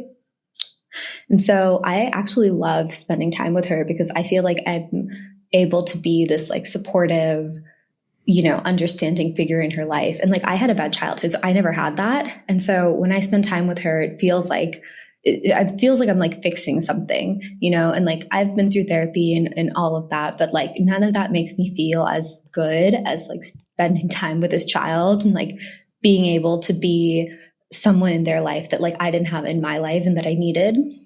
And so I guess what I'm wondering is like, is this fucked up? Like, is this weird? Should I be like distancing myself from this relationship? I don't know. What do you guys think? I think she is on a clear path to getting her ass whooped. Rory. Why? First of all, 8 months of dating, and I could be wrong, but that's a little early, in my opinion. Early. To start like sitting dinner and having relationships with your partner's kids, but I don't know. Maybe I'm old school. I know people do that after 2 weeks. I love that meet somebody's kids after 2 weeks is crazy. Some people first night showing up at the crib. What's the earliest you guys have met someone's kid though? The earliest? The earliest. On purpose, not by accident. Like introduced to the kid? Like not even introduced, yes. Not introduced as a boyfriend, but introduced. Probably a little maybe over like, a year. Oh, wow. We weren't like... maybe like 5 months. Yeah. Yeah, same. But it was a year. We weren't like dating. We were talking and fucking. Like, it wasn't like... Sitting and spitting. Yeah, it wasn't super serious, but like it started to get a little bit more serious. And then I met her son.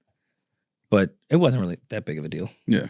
But I wasn't trying to fix my childhood traumas by using their children at dinner time to do so, which I think that's great that she is finding peace in this entire thing. But I feel like because she's never felt this type of way, even with therapy, she's going to start to get addicted to this new relationship that she has with her cosplay kid as a mother. And it could get into some dangerous water with the real mother. Yeah, but if you're getting mother's a off, if piece you're of getting shit, off, and I it don't doesn't mean matter. it, but she didn't mention it like that. No, she said it feels like I'm fixing something. I believe she was saying fixing herself. I don't know if she was saying. Yeah, not the kid. I was a little confused. Yeah. She was If you kinda said like- fixing your kid, then the mother's going to punch you directly in the face. For sure. But I can see you getting in a pattern of overstepping because you're getting this high and this selfish fix off the relationship with this kid that isn't really asking for it, nor is her mother or father even in that regard asking for it. How did you get that from what she said? What? You just internalized that and made it all about her and her fixing. She just said that it was all about her, and she said, should I leave this relationship because it's getting weird? She made it all about her, not me. I don't think she made it all about her. I think that she said that she relates to the kid a lot, and also that the kid, she's helped, like the kid feels understood by her. So she feels like she's helping fix their childhood. What are you? Can you play the last like 15, 20 seconds? Someone in their life that like I didn't have in my life and that I needed. And so I guess what I'm wondering is like, is this fucked up? Like, is this weird? Should I be like distancing myself from this relationship? I don't know. What do you guys think? She's saying that because before that, she was saying she was not so much using this relationship, because I think she wants to be there and be a good partner and have a relationship with her partner's kids. But she has been getting off on it because therapy wasn't working. This has brought her peace to fix her childhood. You don't think you get addicted or maybe overstep once you realize something's working for yourself? It's not for the kid. She admitted it's for her. But I don't think she said it was just for her. I think that's where you're going wrong. You're turning it into, yes, it could also be fixing herself, but I don't think she's doing it for selfish reasons. You keep saying like she gets off on it. Like, I don't think that it's that. I think that the kid very obviously, she said, I had a fucked up childhood and I see myself in her. I think the kid does need help and guidance. She said that the father doesn't understand her. She literally said that. She said that her father doesn't understand her and I understand the things that she's going through. I don't think that it's just for selfish, I'm fixing. She was saying she had a fucked up childhood and didn't have someone like her in her life that could guide her. That's what she was saying. The way she guides his daughter. Okay.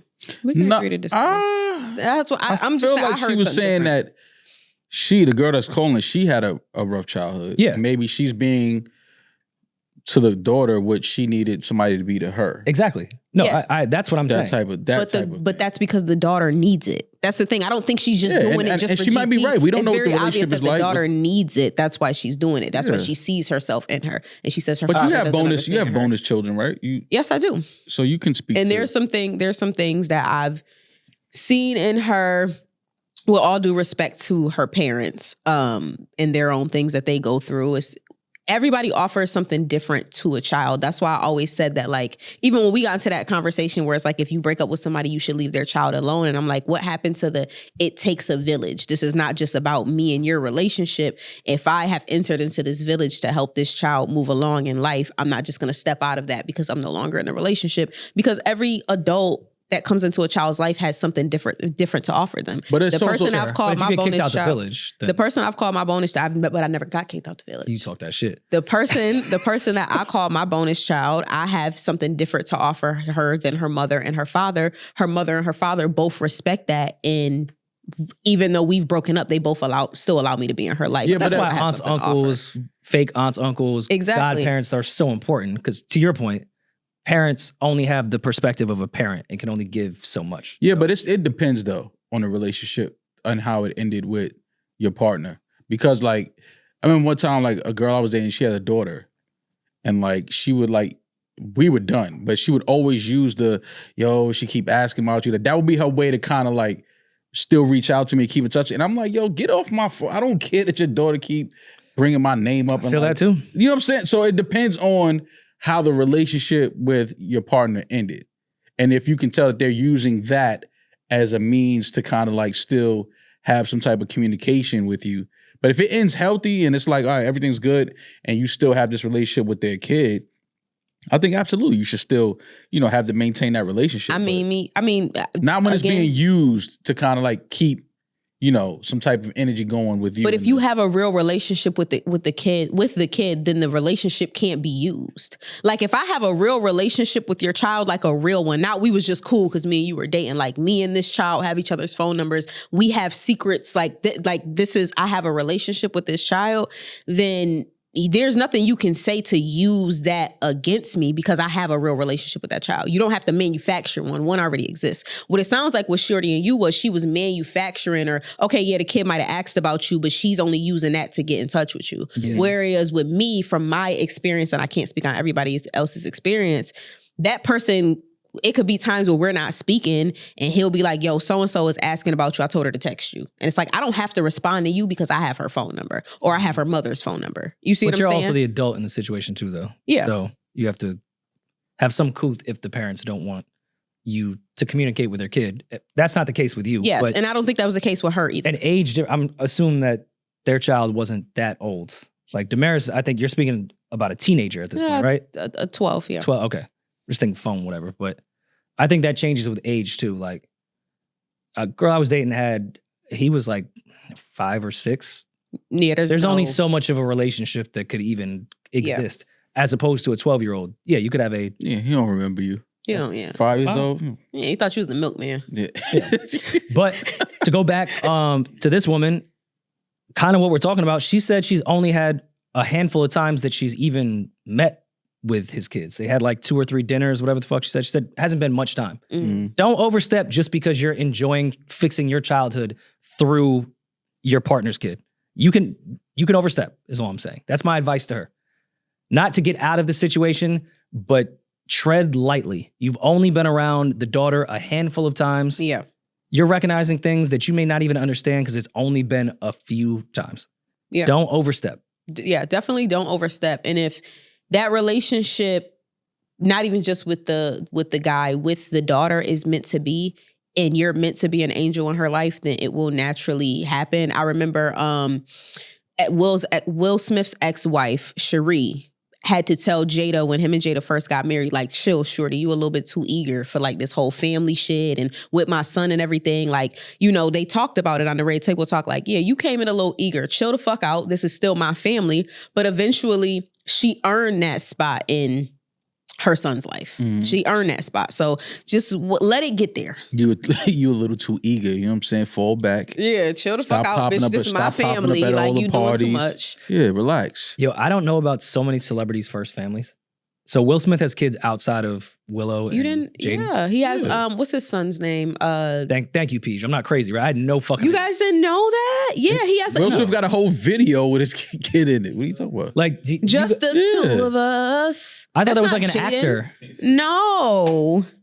And yeah, I did think that was about Jaden, but I just thought Jaden was like an infant. No, that's his son. That's his oldest son that was in the video. Trey. They call him Trey because his name is Will III. Trey. Okay.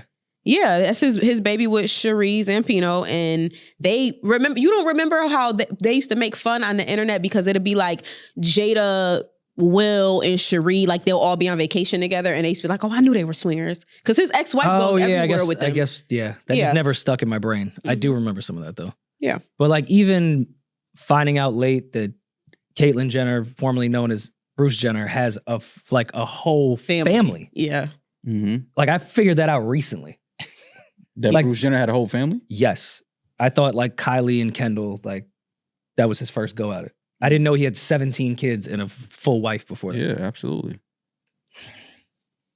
Why do they only show off their second family with the celebrity mother? Because that's when you got it right. That's not true. He had literally... That's when you got it right the second time. Did you see when Kevin Hart got the Mark Twain Award? I think it was last year. No, I didn't see it on Netflix. I didn't watch it yet. It's funny. And Chris Rock comes on stage and looks up at Kevin and his wife and said, look at Kevin's smile. He's got that second wife happiness. Yeah. Got it right the second time. Yeah, you figured it out. The first one is trial and error. You kind of got to figure it out. Second one is like, all right, I know how to do this thing. Damn, Shasha aimed to be the second wife, not the first. Or get married twice. Do you guys ever have the thought of, let's say you have a long, healthy marriage and you get to like 65, 70, and your partner passes away. They had some time, like you guys could discuss it. It wasn't like immediate, a disease. And they're like, hey, I want you to go be happy. Don't think that you can't go socialize or like date again, like it's not the end of your life. You have my blessing to continue on. Don't block the world out when I pass. Mm-hmm. What your like senior citizen dating life would look like I would definitely just find like a 21-year-old yoga instructor and just blow me to my grave. Oh, but so you can't do that because then you call all these older guys nasty when they do it. It's we sit here every week and kick Bill Belichick. He's an able-bodied man that is the coach of a team. Go find someone of your age. If I'm old, I'm an old widow. Like how I can't old? move. How old? 70. How old do you think Belichick I'm is? 34. I can barely move. He's an athlete. Belichick? He's not an athlete. And he's 70. Is he 70? Bill Belichick? He's got a has to sharp be mind. 70. He has a sharp mind. He's 72. yeah. You sit here, you kick Belichick's back in every week, and now here you are saying, if I'm 70, I'll But I'm give not me a a coach. young Robert De Niro. 20, You kick Robert De Niro. 21-year-old 80, Pilates 80, instructor. 80. Look, don't try to up the score now because you found out Belichick is 72. First of all, stop yelling at someone that's a widow. I'm grieving. Okay. First Sorry, of all, you're right. I'm not thinking straight. The love of my life, the only person I've known, Yeah. we've been married since I was 19. The Lord called her home. Yes. I'm dealing with that. So now you need a 21-year-old Pilates Yeah, instructor because I got hip problems, my knees, so I got to go to to help you yoga. out. Yeah. And it was a dream. All my friends are going to. Whatever Let's that. be realistic. lonely You're romantic gonna comedy. marry the mistress. Having They a married mistress wait, so the mistress was with me for 40 years? No, you found her toward the later 30. The later She went 20. through a divorce and everything. Yeah. Oh yeah, that would be great. Yeah, we could finally live our truth. Yeah. She's we could be happy divorced. Is together it now. rude to marry the mistress? Like, is it like disrespectful to marry the mistress? I think that Disrespectful to happens who? pretty often. My wife that passed? Yeah. Yeah, that's kind of crazy. What did What Hunter did Biden Hunter do? Biden Oh yeah, do? he fucked his sibling that passed wife. Yeah, the Bidens are crazy. That happened. I feel like that happens so much in white households, though. Like, I feel like they feel like they're the only ones that understand each other's grief. Like Yep. the best friend and the person that died, they're the only ones that understand the grief. Y'all don't think that crackhead should be like in jail? For what? A first offense gun charge? No. No, for having If he colluded with China, yeah, of course I think he should be in jail. Like, yeah, I think all the emails of him saying I'll talk to the big guy, for sure. that's all I'm saying. But the things that he was arrested for, no, I don't think a firearm possession should carry that much jail time for a first offender. okay. And I don't think someone that smokes crack should go to jail. I think they should get rehab.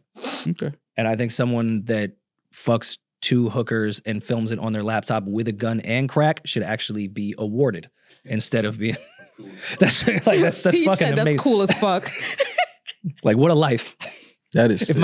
my dad was in Congress and then became the vice president, I'd be doing the same thing. Now he's the president? Yeah. Oh, I'm going to China. Yeah. Now I can do whatever the fuck I want. Yeah. That's You guys want another one? Well, can you guys answer who would be your second spouse before you die? Like your last 5 to 10 years that you want to I spend. gotta find out who's my first spouse, Rory.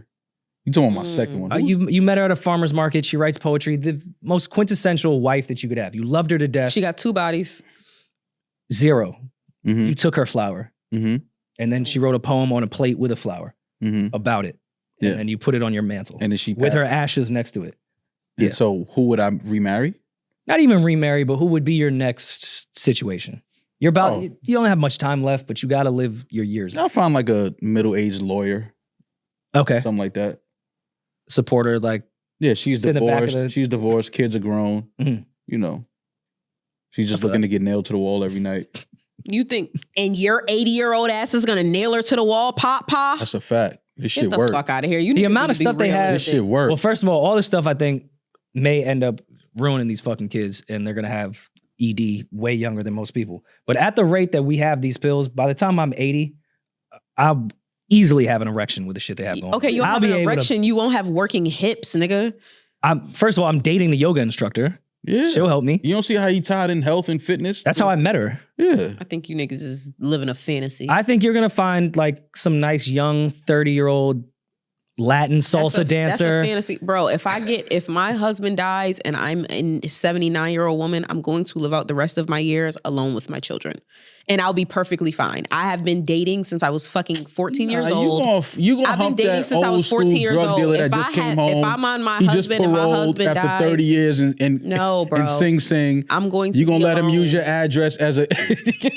No, you gonna let him use your house so his PO can come check on him. Y'all do know that older men are the ones that can't be alone. Older women have no problem being alone. Like they actually like being alone. Every older woman I've met who her husband died or she was divorced, as long as her kids were alive, she was actually perfectly fine being alone. I'm tired of niggas at 30. You think at 80, after I've been married to one for 40 fucking years, that I'm gonna want to go get another one? No, I'm good. Good, because the pussy is dried up. 80 grandma cookies. I'm good. But I think the same way. Yeah, but you want somebody will have erections. Somebody to just come walk by and grab your little soggy ass every morning. Yeah, like, you want that. Maybe not full out sex, but you want that partner in there that can flirt. I'm cool. And that you can argue with. You're gonna want to argue at 80. At 80, I have kids and grandkids. Yeah, but you know, they leave. They walk out the door like, all right, mama. That's fine. And that's perfect. They'll leave. They'll be at Mars at that point. I'll be able to be fucking alone. I'm telling you, ask your grandmama and them. Ask 80-year-old women you know if they would go and get another husband right now. Ask them. And see what they tell you. Nobody want that old ass miserable lady. Who want an old miserable lady? You need some dick. Yeah, nobody want that. This shit don't work. Get out of here. Dick is what make you miserable. But I think the same way we'll have the erection shit, y'all will have like some artificial mango substance y'all can take at 80 that will have. Why you made dripping. It mango? Like why? What made you? What fruit? Like what made you think of that fruit? I mean, I don't know. Whatever Wale and Rick Ross rap about. Yeah, diced pineapples and shit. It'll just be an array of fruit that'll make your pussy wet. I think by that time, it'll be medication for everything. You'll die. You'll fuck some 80-year-old pussy that'll feel like some 25-year-old pussy. No, it won't. You don't know what's going to happen in 40, 50 years? Don't know 80-year-old pussy for like 25-year-old pussy. We not doing It's that. 2025. We're supposed to be women are supposed to be fucking robots right now. Oh, we have to go find the 80-year-old pussy. They started with the rose. That's the only thing that's left. The rose is what set it off. That set it off. I'm also crying at someone getting paroled after 40 years and going to Demaris and say, yo, can I use your address? I need your house. My PO need an address. Like, get the fuck. So they come check on me. Demaris gonna let that nigga use it. No, the fuck, I'm not. Then she gonna give him restrictions. You can only stay in the basement. You can't come upstairs after 8 o'clock. That nigga gonna be right. Yeah, Demaris like, you hungry down there? She gonna open the door. You hungry? Did you eat? Gonna leave his plate in the microwave. Yeah, Demaris gonna like, your plate is on the oven, on the stove if you want it.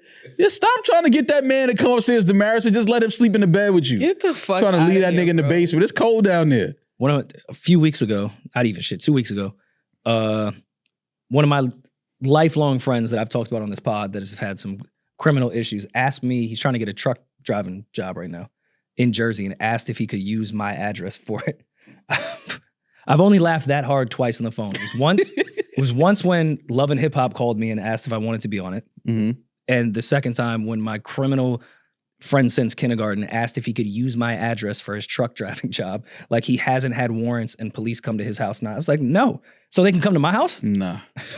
Ask where you at? I don't know. Use my address for nothing. Don't even send me nothing. How about that? I said, take my P.O. box. Use that. And then you'd have to get a license and really use my... Fuck no. Nah, we're not doing that. But anyways, I think we can get out of here. This was a good first episode, getting back. Yes, man. Things, 2025. 2025. Let's get into some Patreon. Let's talk about some of our 2025 predictions. Yeah. Oh, I'm excited. I want to talk about all the shit y'all did in 2024 to annoy the fuck out of me. I love that. But how long is the list though? Baby. It's long? How long you got? Oh wait, let me start thinking it. All right, cool. Let's get into it. Let me start thinking of the shit that you did that annoyed me. Yeah, let's get into our Patreon and let's get out all of our grievances and annoyances with each other so we can kind of put that to bed and go into 2025 with a clean slate. Okay. Deal? All right, we're going into our Patreon. Subscribe now. Thank y'all for listening. We will be back soon in a couple days. Be safe, be blessed. Happy 2025. I'm that nigga. He's just Ginger. Peace.